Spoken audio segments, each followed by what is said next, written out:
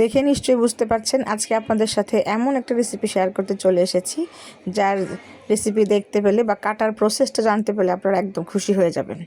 এক্ষুনি বাচ্চাদের বানিয়ে খাইয়ে ফেলবেন, বাচ্চারা অনেক খুশি হয়ে যাবে, সন্ধ্যায় নাস্তা হয়ে যাবে খুব সুন্দর।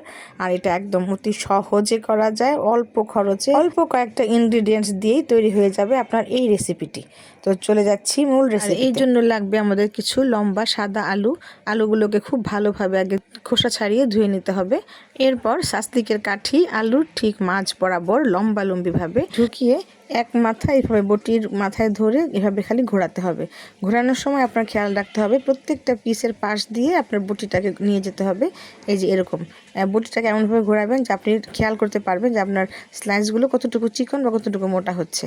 তো আমি একটু মোটা করেই কেটেছিলাম, বেশ কয়েকটা কাটার পর লাস্টেরটা খুব সুন্দর হয়েছিল।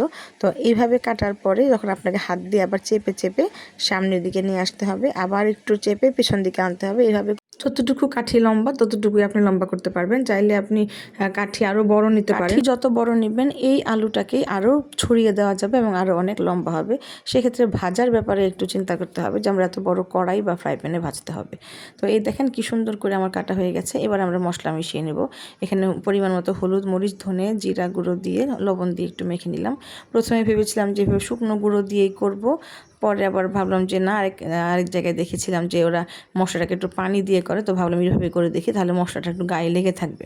পরে এটাকে ভালোভাবে একটু গায়ে গায়ে মেখে দিলাম, ওই ভাজের মধ্যে একটু হাত দিয়ে ভরে ভরে দিলাম সুন্দরভাবে। এরপর এটাকে দুই পাশেই খুব ভালোভাবে মিশিয়ে দেওয়ার পরে এখানে সুন্দর করে আবার কর্নফ্লাওয়ার দিতে হয়। মশলা মাখিয়ে কিছুক্ষণ রেখে দিলে বা মাখাতে মাখাতেই একদম পানি বের হতে থাকে। তো আমি প্রথমে 4টা নিয়েছিলাম, পরে 3টা ভেজে রেখেছি। তো এই যে পানি বের হয়েছে, এবার এটার মধ্যে আমি কর্নফ্লাওয়ার দিয়ে একটু ছড়িয়ে দেব। কর্নফ্লাওয়ারটাও দেখলাম যে দেওয়ার সাথে সাথে খুব ভালোভাবে ধরে না, একটু হাতে নিয়ে নিয়ে মেশাতে হয়। তো যত সুন্দর করে কর্নফ্লাওয়ারটা দেওয়া হবে তত সুন্দর ভাজা হবে। পুরো আলুটাতে কর্নফ্লাওয়ার খুব সুন্দরভাবে লাগিয়ে নিলে এটা খুব মুচমুচে ভাজা হবে এবং খেতে খুব সুস্বাদু হবে। তো আমার আলুগুলো একটু ভারী হয়েছিল কাটা, প্রথমগুলো বেশি ভারী হয়েছে, পরে যখন শেষের দিকে কেটেছিলাম সেগুলো আবার খুব পাতলা হয়েছিল, দেখতেও সুন্দর হয়েছে আর আমার কাটতেও খুব সহজ হয়েছিল। আসলে প্রথম কাজ খুব সহজেই হয় না। তো এভাবে আপনার খুব ভালোভাবে তেলটাকে ভিতরে ঢুকিয়ে দিতে হবে, ভাজা কাঠি দিয়ে খুব বারবার নেড়ে নেড়ে ভেতরে ঢুকিয়ে দিতে হবে যেন ভেতরের পার্টগুলোতে খুব ভালোভাবে তেল ঢুকে মুচমুচে হয়ে যায়।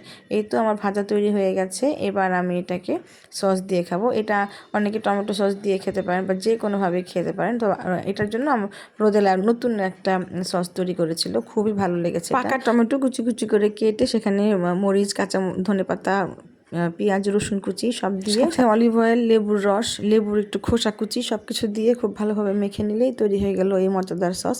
যদি আপনারা রেসিপি চান তবে আমি পরবর্তীতে আবার রেসিপি শেয়ার করবো ইনশাল্লাহ। তো এটা দিয়ে এই আলুটা খেতে খুব ভালো লেগেছিল। এই আলু কাটার ক্ষেত্রে সাবধানতা হলো যে যদি কাঠিটা ঠিক আলুর মাঝ বরাবর না ঢোকে, একটু সাইড হয়ে যায়, তাহলেই কিন্তু কাটাটা সুন্দর হয় না। যে কারণে আমার কাটাগুলো একটু মোটা মোটা হয়ে গেছিলো পিসগুলো।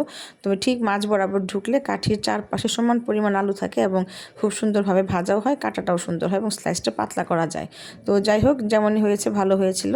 আর একটু মোটা হওয়ার কারণে একটু ভারী ভারী ছিল, সেই জন্য আমরা সস দিয়ে খেতে ভালো লেগেছিলো। তো আগামীতে আবার দেখা হবে নতুন কোনো ভিডিওতে। আসসালামু আলাইকুম।